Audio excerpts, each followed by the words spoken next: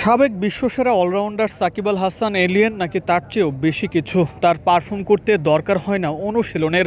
ডাম্বুলায় ম্যাচের আগে উইকেটের পাশে গিয়ে একটু শ্যাডো করলেন, জায়গায় দাঁড়িয়ে গুনে গুনে ঠিক 6টা বল করলেন।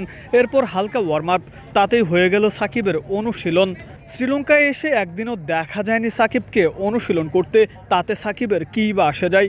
যুক্তরাষ্ট্রে মেজর লিগ খেলে শ্রীলঙ্কায় আসলেন, প্র্যাকটিস ছাড়াই মাঠে নেমে পড়লেন। 4 ওভার হাত ঘুরিয়ে 12 রানে 2টা উইকেট শিকার করলেন। দলও জয় পেল বিশাল ব্যবধানে।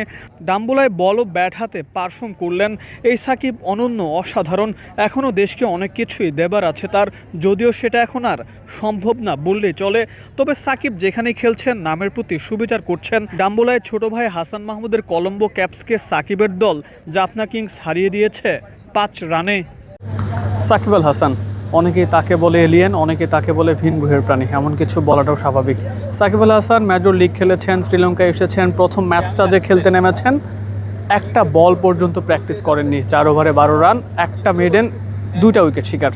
পরের ম্যাচের কথা যদি বলি, ডাম্বুলায় তার দল প্র্যাকটিস করেছে, কিন্তু সাকিব আল হাসানকে অনুশীলন করতে দেখা যায়নি। সাকিব কিন্তু ঠিকই মাঠে নেমে পড়েছেন ম্যাচ খেলতে। ম্যাচের আগে ঠিক জায়গায় দাঁড়িয়ে একটা ওভার বোলিং করেছেন, ব্যাটিংটা করেননি। উইকেটের ঠিক পাশে ব্যাটিংটা সেটাও করেছেন। সাকিব আল হাসান 5 বলে 10 রান করেছেন এবং বল হাতে 2 ওভারে 19 রান খরচায় একটা উইকেট নিয়েছেন। সাকিব আল হাসানের আসলে পারফর্ম করতে প্র্যাকটিসের দরকার হয় না, সেটা কিন্তু আমরা দেখতে পেলাম। সাকিব আল হাসান এমনই অনন্য, অনেকের কাছে সাকিব আল হাসান এখনও উদাহরণ।